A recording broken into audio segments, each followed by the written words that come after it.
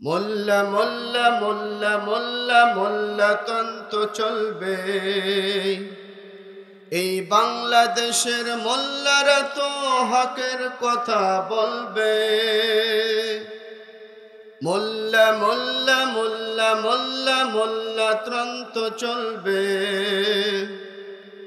এই বাংলাদেশের মোল্লারা তো হকের কথা বলবে।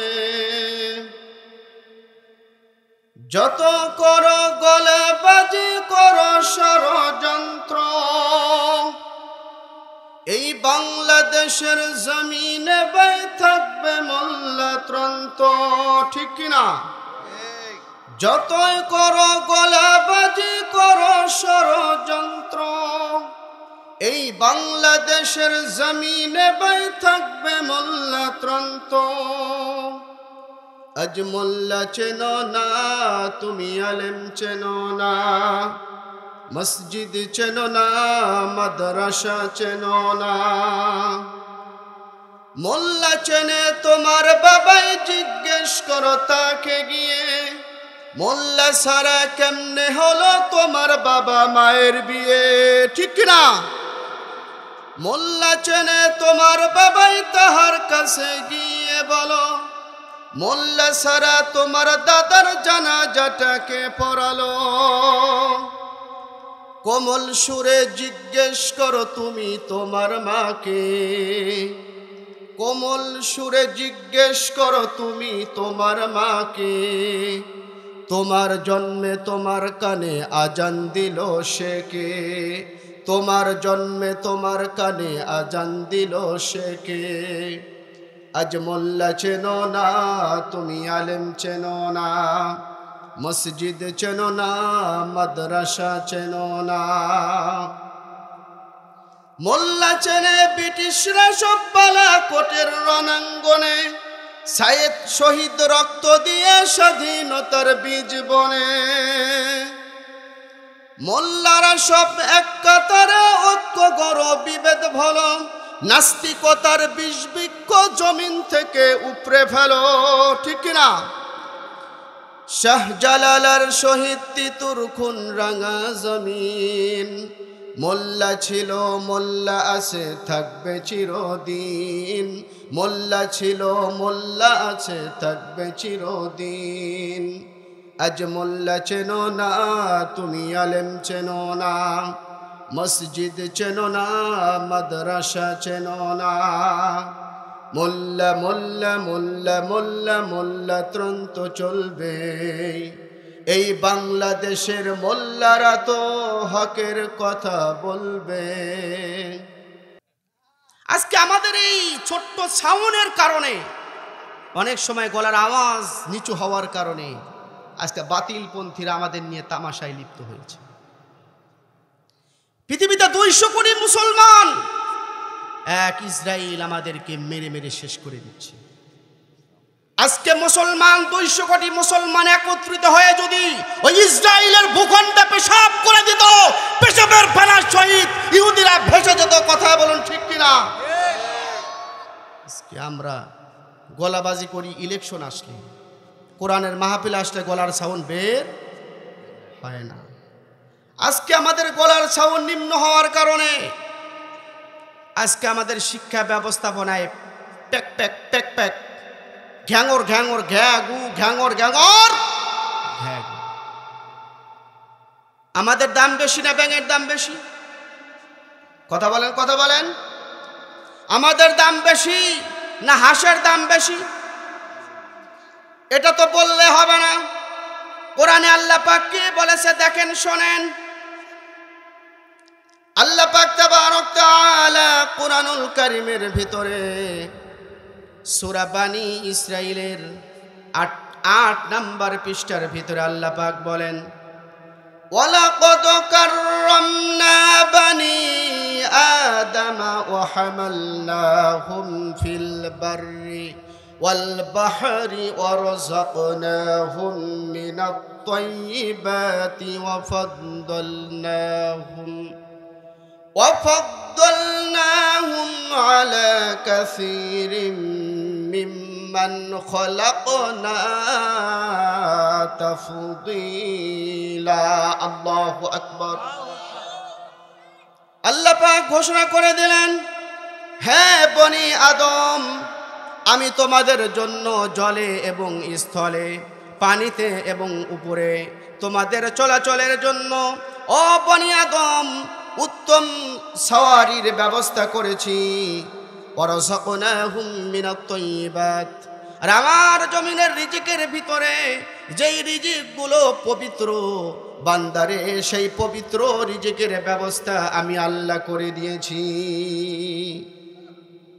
এরপর আল্লাহ বললেন, কাসীরিম মিম্মান খলাকনা তাফদীলা, আমার যত সৃষ্টি আছে সকল সৃষ্টির উপরে আমি মানুষদেরকে শ্রেষ্ঠ বলে ঘোষণা করে দিয়েছি।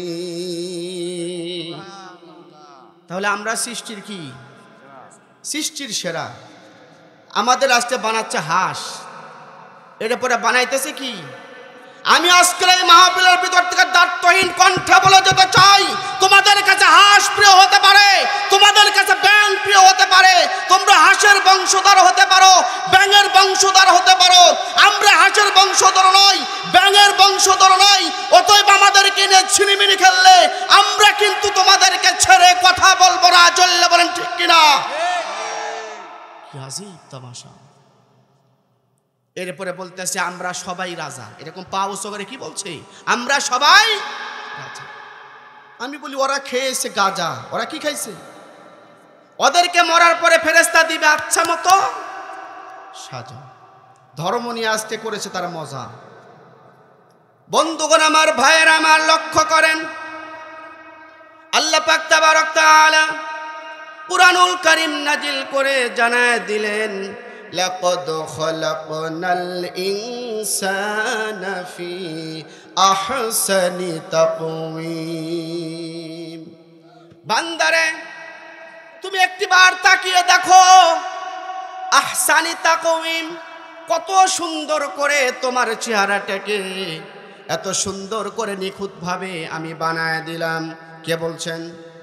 বান্দা এখানেই শেষ নয়, কত নিয়ামত আমি তোমাকে দিয়েছি। ওয়া ইন তাউদ্দু নি'মাতাল্লাহি লা তুহসুহা। ও বান্দা শোনো, আমার নিয়ামত যদি তুমি কিয়ামত পর্যন্ত গণনা করো, তারপরেও বান্দা আমার নিয়ামত গুণে তুমি শেষ করতে পারবে না। এত নিয়ামত যে আল্লাহ দিলেন তাকে ডাকতে ভালো লাগে না? সেই আল্লাহর কোরআন ভালো লাগে না? আল্লাহর দেওয়া শিক্ষানীতি ভালো লাগে না? রাম বামের তৈরি করা শিক্ষানীতি ভালো লাগে? এরা যদি মা মরে যায় এদের জানাজা ওযু করে পড়া জায়েজ নাই, ঠিক কিনা? কষ্ট না সম্মানিত হাজিরিন।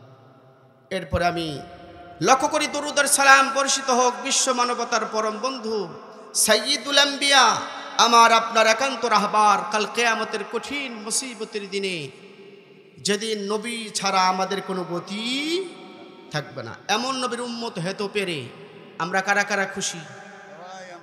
সবাই খুশি তো? তাহলে আবেগ ভরা কণ্ঠে হৃদয়ের সবটুকু ভালোবাসা আবেগ উজাড় করে দিয়ে পড়ে নিচ্ছি সাল্লাল্লাহু আলাইহি ওয়াসাল্লাম।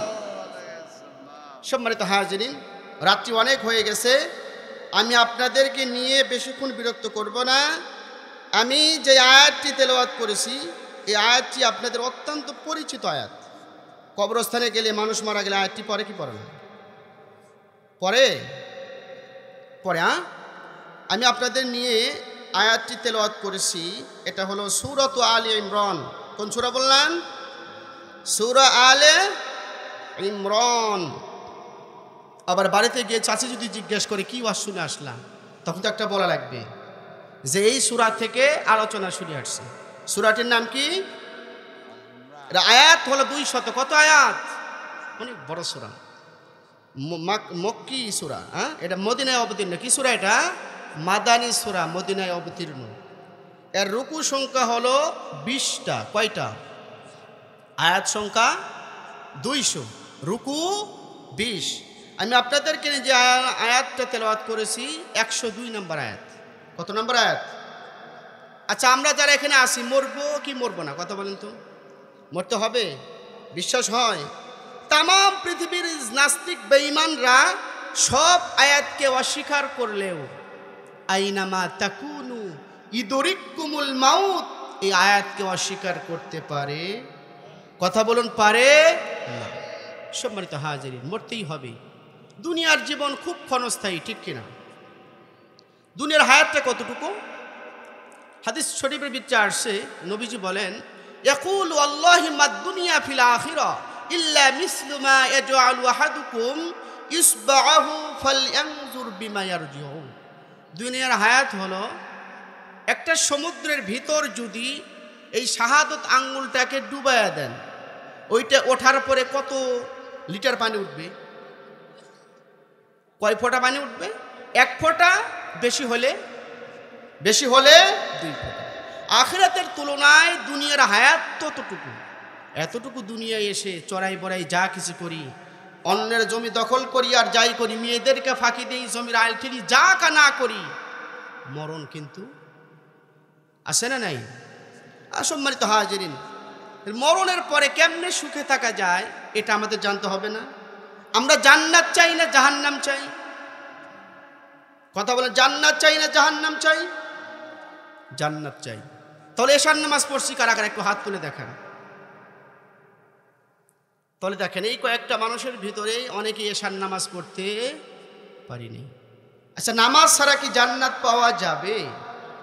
এরকম কোনো কথা কি কোনো আলেমের মুখে শুনেছেন? এখন জান্নাত, হ্যাঁ ঠিক আছে, তারপর নামাজটা একটা ভালো কাজ। ইন্না সলাতা তানহা আনিল ফাহশাই ওয়াল মুনকার। নামাজ মানুষকে কি কাজ থেকে ফিরায়? অশ্লীল কাজ থেকে ফিরায়। বাইনাল আবদি ওয়া বাইনাল কুফরি তারকুস সালাহ। ঈমান এবং কুফরের মধ্যে পার্থক্য কি? পার্থক্য কি? নামাজ। সম্মানিত হাজিরিন, আমি 102 নম্বর আয়াত তেলাওয়াত করেছি। এই আয়াতের সরল অর্থ হলো, হে ঈমানদারেরা, ইত্তাকুল্লাহ, কাকে ভয় করো? আল্লাহকে।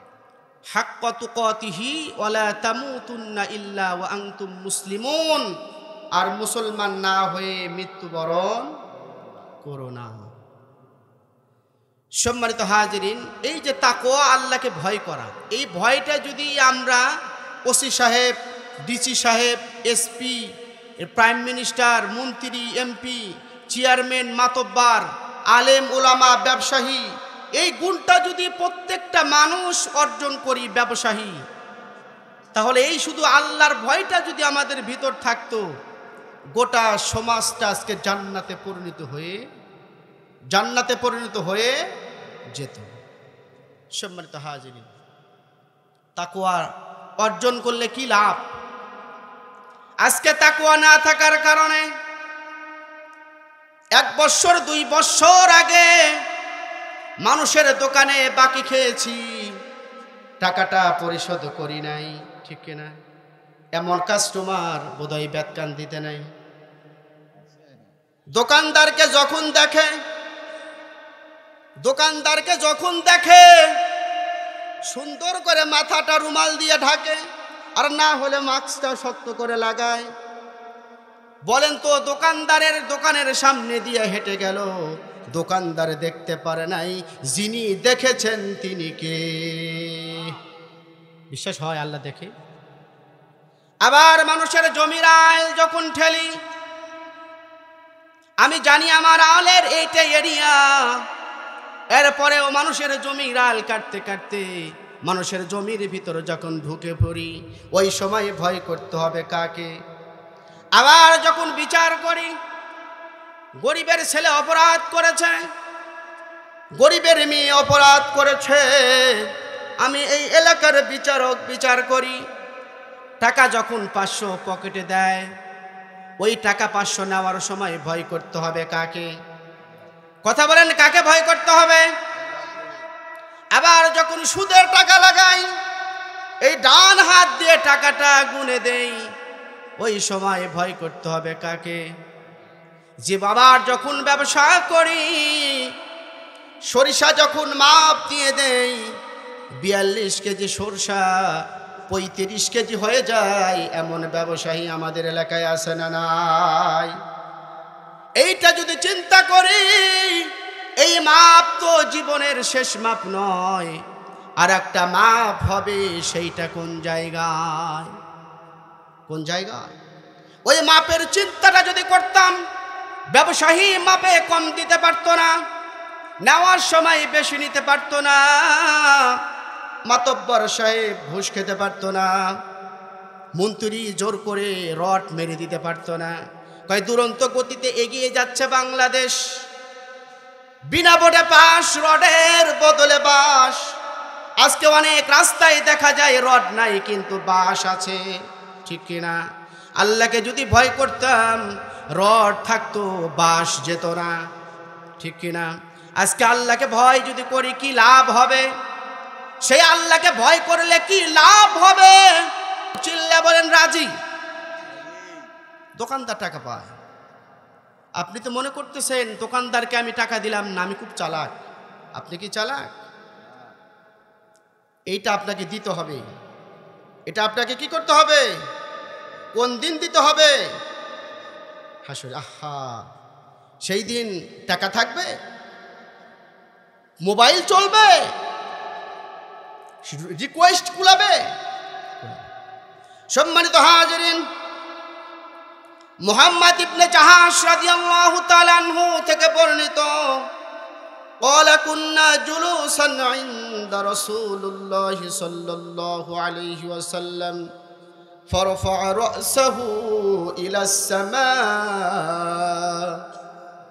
আব্দুল্লাহ ইবনে জাহাশ রাদিয়াল্লাহু তাআলা আনহু বলেন, আমরা নবীজির পাশে বসা ছিলাম, ফারফা রাসাহু ইলা সামা, এই সময় নবীজি তার মাথাটাকে আকাশের দিকে তুলে ধরলেন। সুম্মা ওয়াদা রাহাতাহু আলা জাবহাতিহি, তারপর তার হাত ললাটের উপর স্থাপন করে দিলেন। সুম্মা ক্বালা সুবহানাল্লাহি মাযা নুজিলা মিনাত তাশদীদ। নবীজি বললেন সুবহানাল্লাহ, কি কঠোরতা অবতীর্ণ হলো। সাহাবায়ে কেরাম বলেন, এই কথাটা শোনার পর আমরা নির্বাক হয়ে গেলাম। ফাসাকনা ওয়া ফাজি'না ফালাম্মা কানা মিনাল গাদ সাআলতুহু ইয়া রাসূলুল্লাহি সাল্লাল্লাহু আলাইহি ওয়াসাল্লাম মা হাযা আত-তাশদীদুল্লাযী নুজিলা। পরের দিন আমরা জিজ্ঞাসা করলাম, ইয়া রাসূলুল্লাহি, ওই কঠোরতা কি ছিল যেটা আপনার উপর অবতীর্ণ হলো? ফাকালা আল্লাযী নাফসি বিয়াদিহি, রাসূল সাল্লাল্লাহু আলাইহি ওয়াসাল্লাম বললেন, ওই আল্লাহর কসম, ওই আল্লাহর কসম। ফাকালা আল্লাযী নাফসি বিয়াদিহি, ওই আল্লাহর কসম, লাউ আন্না রাজুলান ফি সাবিলিল্লাহি সুম্মা উহিয়া সুম্মা কুতিলা সুম্মা উহিয়া, যদি কোনো ব্যক্তি আল্লাহর রাস্তায় শহীদ হয়ে যায়, কার রাস্তায়? আল্লাহর রাস্তায় শহীদ হয়ে যায়, সুম্মা কুতিলা সুম্মা উহিয়া, আবার শহীদ হয়ে যায়, সুম্মা উহিয়া, আবার জীবিত হয়, সুম্মা কুতিলা, আবার শহীদ হয়ে যায়, সুম্মা কুতিলা ওয়া আলাইহি দাইন, আবার শহীদ হয়ে যায়, কিন্তু তার ঋণ যদি থাকে, কি থাকে? কথা বলেন, কি থাকে? যদি ঋণ থাকে, মা দাখালাতাল জান্নাতু হাত্তা ইকদা আনহু দাইনুহু। আল্লাহর রাস্তায় শহীদ হওয়া ব্যক্তি ততক্ষণ পর্যন্ত জান্নাতে প্রবেশ করতে পারবে না, যতক্ষণ পর্যন্ত ওই ব্যক্তির ঋণ পরিশোধ না করা হবে। আল্লাহর রাস্তায় মারা যাওয়ার পরেও জান্নাতে যেতে পারবে না। সুবহানাল্লাহ, কত কঠিন কথা। সুম্মা কুতিলা সুম্মা উহিয়া, আবার শহীদ হয়, আবার জীবিত হয়, সুম্মা কুতিলা সুম্মা উহিয়া, আবার শহীদ হয়, আবার জীবিত হয়। এরপরেও জান্নাতে যেতে পারবে না যতক্ষণ পর্যন্ত ঋণ পরিশোধ না হবে। ঋণ আছেন না? ঋণ নাই? সারের দোকানদার সারা বছর সার দিয়েছে, 3 বছর ধরে কাঠ দেয়, ঋণ শোধ করে না। বাড়ির পারে যদি তাগাদায় আসে, এই বাড়ি পারে আসছো, আমার কি মান সম্মান নাই? কয় টাকা পাও? টাকা আমি পরিশোধ করে দিব। হাটের বেলায় আসে, কিন্তু টাকাদের বেলা ঠন ঠন দিতে হবে কোন দিন? কোন দিন? রাসূল জানায় দিলেন, তোমাদের মধ্যে ওই ব্যক্তি সবচেয়ে উত্তম। ইন্না খায়রাকুম আও মিন খায়রিকুম আহাসিনুকুম কদা। আল্লাহু আকবার। নবীজি বললেন, তোমাদের ভিতরে ওই ব্যক্তি সবচাইতে উত্তম, যেই ব্যক্তি উত্তম ভাবে ভালোভাবে ঋণ পরিশোধ করে। কত বড় কথা! ঋণ পরিশোধ নাই, আল্লাহর জান্নাত তার জন্য নাই। সম্মানিত হাজিরিন, নবীজি বললেন, 3টা জিনিসের গ্যারান্টি দাও। কয়টা জিনিস? 3টা অপরাধ ছাড়া যদি তুমি মারা যাও। কয়টা অপরাধ ছাড়া? কথা বলেন, কয়টা অপরাধ ছাড়া? 3টা অপরাধ থেকে মুক্ত অবস্থায় মারা যাওয়ার সাথে সাথে আমার আল্লাহ তার জান্নাতের মেহমান বানায় দিবে। কয়টা? রাজি আছেন তো? এই 3টা যদি আমার ভিতর থাকে, এগুলো বাদ দেব তো না? হুজুর, ওয়াজ সামিয়ানার নিচে ওয়াজ বাড়িতে নিয়ে যাব। দাদার নাতি ওয়াজ শুনতে গেছে, হুজুর বলছে কাঁসা দেওয়া কবিরা গুনাহ। এদেশে কাঁসা দেয় না, মানে লুঙ্গিটাকে এরকম করে সামনের দিক দিয়ে নিয়ে পিছন দিয়ে দেয়, এমন ভাবে দেয় পিছনের সদর দরজাও দেখা যায়। এরকম কাঁসারে কি বলে? কয় নেংটি কাঁসার অথবা জাইলা কাঁসার। কি বলে? আহা, বয়স হয়ে গেছে 70-80, নিঃশ্বাস যায় আর আসে, মরে যাবে। সেই চাষাও মাঝে মাঝে কাঁসা দিয়ে জমিরাল কোবানো শুরু করে। এরকম মুরব্বী মনে হয় ফকির পাড়া নাই, আছে কি? আহা, কি কাঁসাটা না মারে। নবীজি বললেন, শোনো, আন্নাহু ক্বালা মান ফারাকার রূহুল জাসাদ ওয়া হুয়া বারিউন মিন সালাসিন দাখালাল জান্নাহ। আল্লাহু আকবার। 3টা অপরাধ থেকে মুক্ত অবস্থায় যেই ব্যক্তির রূহটা তার অন্তর থেকে বের হয়ে যাবে, আমরা আল্লাহ বলে মরা যাওয়ার সাথে সাথে, লাশটা কবরে রাখার সাথে সাথে আমি আল্লাহ তাকে জান্নাত দিয়ে দেব। নাম্বার 1 মিনাল কিবারি। নাম্বার 1 হলো অহংকার। নাম্বার 1 কি? নাম্বার 1 কি? আছে না নাই? আমি এলাকার চেয়ারম্যানের ছেলে। কার ছেলে? আমার বাবা এই ফকির পাড়ার মাতব্বর। ক্ষমতায় যখন থাকে 2-1টা অপরাধ করে। এরকম কথা আমাদের দেশের কিছু মানুষ বলে কি বলে না? অপরাধ না করলে ক্ষমতায় থাকা যায় না। মিনাল কিবারি, আত্ম অহংকার, ক্ষমতার অহংকার। আল্লাহ বলে, বান্দারে মরে দেখ, দেখ মরে আমার ফেরেশতারা কবরের ভিতরে বাটাম নিয়ে দাঁড়ায়া আছে। কি গরম! চেয়ারম্যানের ভাতিজা সুজুকি গাড়ি স্কুলের সামনে গিয়ে পিপ পিপ পিপ পিপ করে মেয়েদের উত্তক্ত করে। কি সুন্দর চেহারা, মায়াবী চোখগুলো, দেখলে অন্তর লাগে ভালো। তোমার প্রেম দিয়া আমার দিলে জ্বালাও আলো, জ্বালাও আলো। এরকম সিগন্যাল কিন্তু স্কুলের সামনে গিয়ে পাতি নেতার ছেলে ফেলে দেয় কি দেয় না? মিনাল কিবারি 1 নম্বর অহংকার ছাড়তে হবে। কি ছাড়তে হবে? অহংকার করার একমাত্র মালিককে। আল্লাহর অহংকার মানায় 3 বার পায়খানা, 2 বার বমি হলে স্যালাইন ছাড়া বিছনা থেকে তোলা যায় না। আর 4 বার যদি হাগে 5 বার বমি করে, মা আর বন্ধুরে আস্তে করে জাগায় দেয়, উঠতে পারে না। তুমি 3 বার পায়খানা করে বিছনা থেকে উঠতে পারো না, তোমার অহংকার করা বান্দা মানায় না। ঠিক কি না?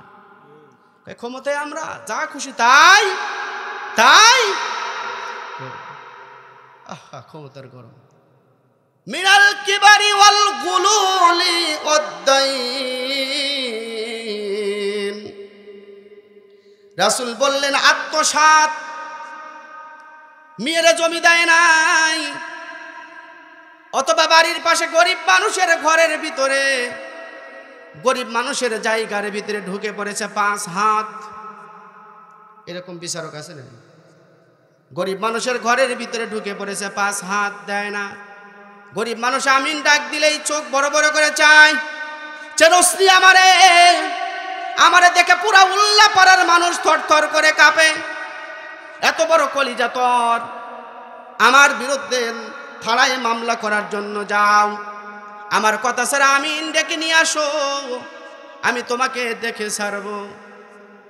লোকজন লেলিয়ে দেয়, গরিব মানুষ কথা বলতে পারে না। আত্মসাৎ, ওয়াদ্দাইন ঋণ। নবীজি বললেন অহংকার, আত্মসাৎ আর ঋণ ব্যতীত যেই দেহ থেকে রূহটা বের হয়ে যাবে, বের হওয়ার সাথে সাথে জান্নাত দিয়ে দিবেন কে? বন্ধুগণ আমার, ভাইরা আমার, এরপরে কিছু চাচামি আছে।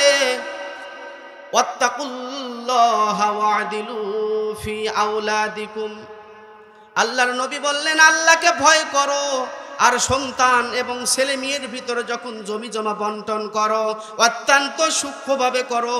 ইউদিলু বাইনা আবনাইকুম, ইউদিলু বাইনা আবনাইকুম, ইউদিলু বাইনা আবনাইকুম। আল্লাহ বললেন বান্দারে, ছেলে মেয়ের ভিতরে যখন জমি বন্টন করো সুষম পদ্ধতিতে বন্টন করো। ছেলে মেয়ের ভিতরে যখন জমিকে তুমি দিবে অত্যন্ত ভাবে যার যেটা প্রাপ্য তাকে ততটুকু দাও, যে যতটুকু পাবে তাকে ততটুকু দাও। কিন্তু দেখা যায় মেয়ের ভাগেরটা ছেলের আমল নামার ভিতরে দিয়ে দেয়, এমন বাপ মনে হয় এই গ্রামে নাই।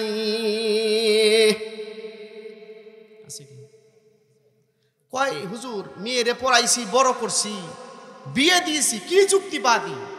মেয়েকে বড় করেছি, পড়িয়েছি, বিবাহ দিয়েছি, মেয়ের ভাগের অংশ তো হিসাব করলে দেখা যায় মেয়েকে দেওয়া হয়ে গেছে।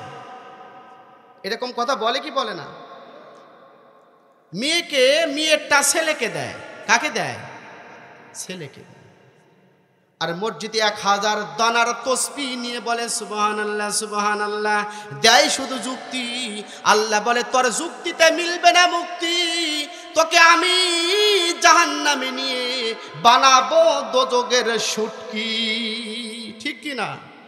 আহা, মেয়েকে বড় করেছি, বিয়ে দিয়েছি, পড়িয়েছি, মেয়েরটা তো শোধ করেই দিয়েছি। আবার দেখবেন যখন মারা যাওয়া শুরু করে, এই কাজ যারা করে তাদের দেহ থেকে রূহ বের হয় না। আমি দেখেছি ওই মুহূর্তে ছেলেরা আপনার ওই মেয়ের বাড়িতে দৌড়ায়, বোনের বাড়িতে দৌড়ায়, গিয়ে বলে আপু তুমি না গেলে, মাফ না করলে আব্বার রূহটা বের হবে না। এরকম দেখে না? এরকম দেখা যায় কিনা? আহা, মরণের সময় কি বিকট কষ্ট, কি কষ্ট! তাদের আত্মা থেকে, দেহ থেকে জানটা বের হয় না, মারা যায় না, ঘরের ভিতরে পড়ে থাকে। আত্মীয় স্বজন দেখে দেখে চলে যায়, কিন্তু আল্লাহর বান্দার রূহটা বের হয় না। ও মুসলমান, চিন্তা করেন, ওই দুনিয়া থেকে আপনাকে আল্লাহ গজব দেখাইতেছে, তাহলে মরণের পরে আপনার ভাগ্যে কি আছে নিজে একটু চিন্তা করলেই তো বুঝতে পারবেন। ঠিক আছে? হকটা কার? মেয়ের হক আছে না? আমরা যার উম্মত দাবি করি, কি সুপ্রিম পাওয়ারের নবী! হাদিস শরীফের ভিতরে আসছে আহলুল জান্নাতি 20 ওয়া 100 সাফিন 80 মিনহা হাযিহিল উম্মাহ ওয়া 40 মিন সাইরিল উমাম। নবীজি বলেন কিয়ামতের ময়দানে জান্নাতীদের কাতার হবে 120টি। কয়টি? কথা বলেন, কয়টি কাতার হবে? 120টি কাতার হবে। মিনহা হাযিহিল উম্মাহ সামানুনা, ওই 120 কাতারের ভিতরে আমরা উম্মতি মুহাম্মাদির কাতার হবে 80টা। কয়টা? চিল্লা বলেন কয়টা? ঘুম ধরেছে নাকি? ওয়াজ ছেড়ে দেব? আল্লাহুম্মা আমিন। কথা না বললে ওয়াজ লম্বা হবে না। কয়টা কাতার হবে? 120টা। আমাদের কাতার হবে কয়টা? 80টা। ওয়া আরবাউনা মিন সাইরিল উমাম, আর যত নবীর উম্মত আছে প্রত্যেকটা নবীর, সব নবীর উম্মত মিলে কাতার হবে বাজান 40টা। কয়টা? আমাদের কয়টা? কি পাওয়া, কি আমার নবীর কি দাম? তাহলে সেই উম্মতের দাম আছে না নাই? কিন্তু আজকে উম্মতের মাথার দিকে তাকালে মনে হয় রোনাল্ডো। আমি কয়েকদিন আগে একটা প্রোগ্রাম করেছি, সেখানে যুবকরা টাকা দেওয়ার জন্য আসছে। আমি টাকা একটু বাড়া দেওয়া লাগবে এরকম কথা বলবো চিন্তা করতেছি, যেইটার মাথার দিকে তাকাই আর টাকার দিকে তাকাই না। মাথাটা দেখে এত আজীব আমার লেগেছে। আজকে মুসলমানের ছেলের মাথার চুলের স্টাইল দেখলে মনে হয় ওটা মুসলমানের সন্তান মনে হয় কাইয়া ঠকাইছে। এদিক দিয়ে চুল নাই, আবার মাঝে মাঝে আপনার রাবার দিয়ে চুল বাঁধে। দাড়ির ভিতরে ফ্যাশন, এখানে কেচি এখানে কেচি, ছোট ছোট মাঝখানে ঢেউয়ের মতো, মানে সমুদ্রে ঢেউ খেলতেছে তার দাড়ির ভিতরে। চিল্লায় বলুন ঠিক কিনা? আল্লাহ বলবে বান্দা কেটেছিলে চুল, করেছিলে ভুল, আজকে দাও এই ভুলেরই মাসুল। বন্ধুগণ আমার, ভাইরা আমার, জান্নাতের কাতার হবে 120টা, 140টা। তার ভিতরে উম্মতি মুহাম্মাদির কাতার হবে 80টা, আর সব নবীর উম্মতের কাতার হবে মাত্র 40টা। এরপরেও যদি জাহান্নামে যান, কপাল ভালো না খারাপ? কপাল পোড়া না? সব নবীর কাতার 40টা, আপনার নবীর কাতার কয়টা? 80টা। এই 80 কাতারেও যদি আপনি না পড়েন, তাহলে বোঝা যাবে আপনার ইমানটা বাসি। ঘন ঘন দেন কিসমত বিড়ি খায়া কাশি, আজান দিলে বলে হুজুর আজকে না আগামীকালকে মসজিদে আসি। মরার সাথে সাথে কবরের ভিতরে চলবে বাড়ি আর কিলার ঘুষি, ঠিক কিনা? মুআজ্জাজ মুহতারাম, কাতার হবে 80, এরপরেও যদি না যেতে পারেন কপালটা বাসি। সম্মানিত হাজিরিন, একটা ঘটনা নবী সাহাবায়ে কেরামদেরকে নিয়ে বর্ণনা করতেছেন। একজন ব্যক্তি ধরেন এই মাস্টার সাহেব জমিটা বিক্রি করেছে, আমার হাফেজ সাহেব জমিটা কিনেছে, তাহলে জমির মালিককে কথা বলতে না লস ছেড়ে দেব। জমির মালিককে হাফেজ সাহেব জমিতে চাষ করার জন্য যখন গিয়েছে রে বাজান, জমিতে যখন লাঙ্গল চালিয়েছে, ওই লাঙ্গলের সাথে কি যেন একটা বেজে গিয়েছে। ওই কৃষক এবার তুলে দেখে স্বর্ণের কলসি। হাদিসের ভিতরে ঘটনাটা আসছে। আমি আপনি হলে কি করতাম? জমি তো আমার, তাহলে কলসটাও আমার, কারণ জমি যার, কলসটাও তার, পালকি যার, বউ তার, ক্ষমতা যার, রাজ্য তার, ঠিক কিনা? এবার ওই কলসিওয়ালা জমিওয়ালা ওই কলসিটা নিয়ে ওই জমির মালিকের কাছে গিয়ে বলে, ভাই এই আপনার কলস, আপনাকে আমি ফেরত দিলাম। আশ্চর্য কথা, আমি তো জমির মালিক নই। জমির মালিক তো ভাই আপনি, আপনার জমির ভিতরে যা আছে সব আপনার। বলছে না ভাই, আমি জমি কিনেছি, কলসি তো আর কিনে নেই, আপনার কলসি আপনি কি পরহেজগারি, কি আল্লাহকে ভয়, কেমন আল্লাহকে ভয় করেছে। আর আমি আর আপনি তো মানুষ যদি গোপনে কোনো টাকা দেয়, এক কথাই বলি আমি টাকা পাই নাই, ঠিক কি না? আর জমি কেনার পরে, জমির মালিক হওয়ার পরেও জমিওয়ালার বাড়িতে গেছে, যা বলছে ভাই এটা আপনার, জমিওয়ালা বলতেছে না এটা আপনার, বলছে না এটা আপনার, এটা রাসূলের কাছ পর্যন্ত চলে গেছে। আবার নবীর কাছে যখন চলে গেছে ঘটনাটা, নবীজি বলে শোনো তোমার কি সন্তান? বলে আমার কন্যা সন্তান। জমিওয়ালাকে বলে জমিওয়ালা তোমার কি সন্তান? ইয়া রাসূলুল্লাহ আমার একটি পুত্র সন্তান আছে। তাহলে তোমার ছেলে তোমার মেয়েকে আজকে বিবাহ দিয়ে দিলাম, এই সম্পদ তোমাদের হয়ে গেল। চিল্লা বলুন সুবহানাল্লাহ। আর আমি আপনি মানুষের সম্পদ ফাঁকি দিয়ে খাই, আমি আপনি মানুষের সম্পদ ফাঁকি দিয়ে খাই, আলটা ছাড়তে ছাড়তে মানুষের চড়ার ভিতরে ঢুকে পড়ি। এরপরেও যদি বাড়িওয়ালা যদি বা জমিওয়ালা যদি বাদী হয়, একটা কথা বলি, সেটা হলো আমি যদি আমার ভাই ব্রাদারকে যদি সংবাদ দেই আমার লাঠি আছে 150, তোমার লাঠি আছে 50, নামবো নাকি মাঠে? খেলা হবে, খেলা হবে। আছে না নাই সাউন্ড? আজকে লাঠির জোর থাকলেই জমি যার মূল্য তার, লাঠির জোর থাকলেই মানুষের বাড়ি কিন্তু কিন্তু সেটা আমার হয়ে যায়। আল্লাহর কাছে লাঠির কোনো মূল্য নাই। আমার বন্ধুগণ, আমার ভাইরা আমার, যেটা আমি বলতেছিলাম, একজনের আমানতকে খেয়ানত করা যাবে না। নবীজি বলেন ক্বালা লা ঈমানা লিমান লা আমানাতাহু ওয়ালা দীনা লিমান লা আহদা লাহু। নবীজি বলেন যার আমানতদারিতা নাই তার ঈমান নাই, আর যার ওয়াদা দিয়ে ওয়াদা ঠিক নাই তার ভিতরে দিন নাই। আজকে আমাদের ওয়াদা ঠিক আছে তো? ওয়াদা ঠিক নেই। কঠিন নেতা মাইকের সামনে বসলেই মিথ্যা কথা কি বলে। আমরা যদি আগামীতে ক্ষমতায় যেতে পারি, তাহলে আপনাদেরকে ওয়াদা দিচ্ছি ইসলাম বিরোধী কোনো আইন পাশ করব। কিন্তু দেখা গেল ক্ষমতায় যাওয়ার পরে সর্বপ্রথম ইসলাম রে আগে বাস দেয়, এমন এমন ওয়াদা বরখেলাপকারী নেতা আর কোনো দেশে থাকলেও আমাদের এই বাংলাদেশে নাই। আছে কি না? বাংলাদেশের যিনি আছেন তো জান্নাতি মানুষ, ঠিক কি না?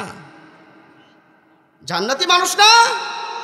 যে দেশের আলেমরা চামচাগিরি করে, যে দেশের মসজিদের ইমাম চামচাগিরি করে, যে দেশের বক্তা চামচাগিরি করে, যে দেশের শাইখুল হাদিস চামচাগিরি করে, এই দেশে সঠিক ইসলাম চলতে পারে? কি আজীব, কি আশ্চর্য! আমানতদারিতা নাই, তার কি নাই? একটা হাদিস বললে বুঝবেন। আমার নবী মক্কা থেকে মদিনায় হিজরত করবে যেই রাতে, সেই রাতে বাড়ির চারদিকে কারা ঘেরাও করে দাঁড়িয়েছিল। বেতকান্দির মানুষের গলার ছাউন নেই। আজ কয়েকদিন পরে তো চা শুরু হবে, এখন একটু কথা বলেন না কেন? চার মৌসুম তো চলে আসছে, আর কয়েকদিন পরেই 16 স্টেশন গেলেই খেয়ারের ভিজানো পানি আপনাদের কি করা হবে? কি করা হবে? আমার নেতা, তোমার নেতা, যোগ্য নেতা বল্টু ভাই, বল্টু ভাইয়ের মার্কা বাস মার্কা। বল্টু ভাই ছিল যেখানে, আমরা আছি সেখানে। বল্টু ভাইয়ের ভয় নাই, রাজপথ ছাড়ি নাই। বল্টু ভাই এখন কবরে, তোমরা কেন উপরে? বল্টু ভাই এত ভক্ত, বল্টু ভাই তো কবরে, তুমি আজ কোথায়? উপরে কোথায়? আমার নবীর বাড়ির দিকে দাঁড়িয়ে আছে কাফেররা। কয় কাফের কারা দাঁড়িয়ে আছে? বন্ধুগণ আমার, ভাইয়ের আমার, কাফেরদের টার্গেট হলো একটাই, ইউরিদুনা লিইউতফিউ নূরাল্লাহি বিআফওয়াহিহিম। তারা মুখের ফু দিয়ে ইসলামকে নিভায়া দিতে চায়। বলেন তো ইসলামের সুইচ কার হাতে? কার হাতে? আহা, এটা তো আপনার ওই উল্লাপাড়া লাইন নয়। এমপি সাহেব ফোন দিয়ে দিল, হুজুর এই আপনার কি জিএম সাহেব, কারেন্টটা 3 ঘন্টা আসবে না, ক্ষমতা কার হাতে? দুনিয়ার কারেন্টের ক্ষমতা কার হাতে? এমপির হাতে। ইসলামের সুইচটা কার হাতে? আবু জাহেল নিভাতে চেয়েছিল, আল্লাহ বদরের প্রান্তরে ঠান্ডা করে দিয়েছে। ওই ফেরাউন নিভাতে চেয়েছিল, নীল নদের ভিতরে চুবায়া চুবায়া দুনিয়ার থেকে বিদায় করে দিয়েছেন কে? আবার নমরুদ চেয়েছিল, নমরুদকে ন্যাংরা মশা দিয়ে জুতার বাড়ি দিয়ে এই জমিন থেকে বিদায় করে দিয়েছেন কে? সে আল্লাহর ক্ষমতা বোধহয় কমে গেছে। বিশ্বাস ক্ষমতা কমেছে। অনেকদিন বৃষ্টি তো, 2 বছর আগের একটা ঘটনা। এখন আমাদের গ্রামে একজন বলতেছে বৃষ্টি 5 দিন ধরে বৃষ্টি নামে, আল্লাহর মনে হয় পাওয়ার আর নাই। নাউজুবিল্লাহ। বন্ধুগণ আমার, ভাইরা আমার, নবীর চারিদিকে দাঁড়িয়ে আছে কাফির মুশরিক বেঈমানরা দাঁড়িয়ে আছে। আবু জাহেল, আবু লাহাব, উতবা, শাইবা, আবু সুফিয়ান, মুগীরা, নুবাই বিন হাজ্জাজ, মুনাব্বি বিন হাজ্জাজ, রবিয়া বিন আদি, এই কাফেরগুলো দাঁড়িয়ে আছে। আমার নবীজি ঘর থেকে বের হওয়ার সাথে সাথে দুনিয়ার থেকে বিদায় করে ইসলামটাকে তারা নিভায়া দিবে। জিব্রাইল আমিন ডাক দিয়ে এসে বলেন, ইয়া রাসূলুল্লাহি, ইয়া হাবিবাল্লাহ, আর দেরি করবেন না, তাড়াতাড়ি উঠুন, তাড়াতাড়ি হিজরতের জন্য প্রস্তুত হয়ে যান গো নবীজি। নবীজি হযরত আলীকে ডাক দিয়ে বলে, আলী রে, আমি তো মদিনায় চলে যাচ্ছি রে আলী। এই যে মানুষের রাখা আমানতগুলো, আমার নবীর বাড়ির দিকে কারা দাঁড়িয়ে আছে? চারদিকে কথা বলেন, কারা দাঁড়িয়ে আছে? জোরে বলতে হবে, কারা দাঁড়িয়ে আছে? আর আমরা যদি এই বেতকান্তির থেকে ঢাকা চলে যাই, কত মানুষের টাকা নিয়ে যায়, ঠিক না? আর নবীর বাড়ির চারিদিকে কাফেররা দাঁড়ায় আছে। আলীকে ডাক দিয়ে বলে, আলী তাড়াতাড়ি ওঠো, আমার মদিনায় যাওয়ার অর্ডার হয়ে গেছে রে আলী। ও আলী, এই যে মানুষের খেজুর, আব্দুর রহিমের খেজুর, আব্দুল জব্বারের পনির, আব্দুল করিমের কিসমিস, মানুষের ব্যবসায়ীর আমানত আমার নবীর কাছে রাখা হতো, আবু জাহেলের কাছে রাখা হতো না। ও বন্ধু, মক্কার মানুষ জানে মুহাম্মদ কোনোদিন মানুষের আমানত মেরে খায় না, কিন্তু আবু জাহেলের কাছে দিলে ওই আমানতটা ফেরত পাওয়ার সম্ভাবনা নাই। তাহলে নবীর উম্মত যারা আমানত মেরে খেতে পারে না তারা, আর আবু জাহেলের উম্মত যারা আমানত মেরে খাবে তারা, এটাই কিন্তু সত্য। হযরত আলীকে হাজরামা চাদর গায়ে দিয়ে শোয়াইয়া দিল। ওয়াদুল আমানা, নবীজি বললেন, ওয়াদুল আমানা, আমানতের হেফাজতের দায়িত্ব যেই ব্যক্তি নিবে, আমি নবী ইদমানু সিত্তাম মিন আনফুসিকুম আদমানু লাকুমুল জান্নাহ, ওই ব্যক্তির জন্য জান্নাতের গ্যারান্টি দিয়ে দিলাম। এদিকে সকাল হয়ে যায়, কাফেররা বলে, কি আশ্চর্য, মুহাম্মদ তো ভোর হয়ে গেল, ঘর থেকে বের হয় না, চলো যাই মুহাম্মাদের বাড়িটা ঘিরে ফেলি। এবার হযরত আলী রাসূলের বিছানায় শুয়ে আছে, চাদরটা টান দিয়ে দেখে জায়গার ভিতরে নবীজি নাই, হযরত আলী শুয়ে আছে। ডাক দিয়ে বলে, আলী রে, তোমার নবী গেছে কোথায়? হযরত আলী রাদিয়াল্লাহু তাআলা আনহু ডাক দিয়ে বলে, আবু জাহেল শোনো, মুহাম্মাদুর রাসূলুল্লাহ কোথায় চলে গেছে এটা আমার চাইতে তোমার বেশি ভালো জানার কথা, কারণ সারা রাত্রি পাহারা দিয়েছো তোমরা, আমরা তো নবীকে পাহারা দেই নাই, ঠিক না? দেখেন, রাসূল মক্কা থেকে মদিনায় চলে যাচ্ছে, কাফেররা বাড়ি ঘিরে আছে, এরপরও মানুষের আমানত মেরে মেরে মেরে খায়। তাহলে আসেন, তাকওয়া অর্জন করলে কি লাভ হবে? কারণ লাভ আছে যেখানে আমরা আছি, কথা মানে লাভ আছে যেখানে আমরা আছি। আহা, দুনিয়ায় একটু লাভের জন্য সুদের মতো জঘন্য অপরাধ, আইয়ানকিহার রাজুলু উম্মুহু, যার সর্বনিম্ন পাপ হলো মায়ের সাথে 36 বার জিনা করা। আবার আর একটা হাদিসের ভিতরে আসছে আপন মাকে বিবাহ করার মতো অপরাধ। চিল্লা বলুন নাউজুবিল্লাহ। চা খাওয়া ভালো, একটু জোরে বলুন নাউজুবিল্লাহ। এর জন্য সুদের মতো কবিরা গুনাহ যেই জাতি ছাড়তে পারে না, লাভ আছে যেখানে আমরা আছি। তাকওয়া অর্জন করলে কি লাভ হবে? কেন তাকওয়া অর্জন করব? বন্ধুগণ আমার, ভাইয়ের আমার, আল্লাহ পাক রব্বুল আলামিন জানায় দিলেন ইন্না আকরামাকুম ইনদাল্লাহি আতকাকুম। তাকওয়া যার ভিতর আছে, যার অন্তরের ভিতর আল্লাহর ভয় যত বেশি, আমার আল্লাহ বলেন ওই বান্দার দাম আমি আল্লাহর কাছে তত বেশি। আপনি হতে পারেন গরিব, আপনি হতে পারেন দিনমজুর, কৃষি শ্রমিক, যাই হন না কেন, আপনার মানুষের মূল্যায়ন না থাকলেও দিলের ভিতরে আল্লাহর ভয় থাকলে দাম কার কাছে বেশি? কথা বলেন, কার কাছে বেশি? দুনিয়ার মানুষ আমাকে দাম না দিল, দাম দেয় কে? আর কিছু লাগে? কিছু লাগবে? যার আছে আল্লাহ তার কিছু দরকার নেই। তাকওয়া এমন একটি গুণ, শুধু কি মসজিদেই আল্লাহকে ভয় করব, মসজিদের বাইরে কাকে ভয় করব? ব্যবসায় মাপ দেওয়ার সময় ভয় করতে হবে কাকে? শিক্ষক পড়ানোর সময় ফাঁকি দেব না কাকে ভয় করি? আজকে টিচাররা পড়ায় না, তারা বলে প্রাইভেটে আসিস, কি কোথায় আসিস?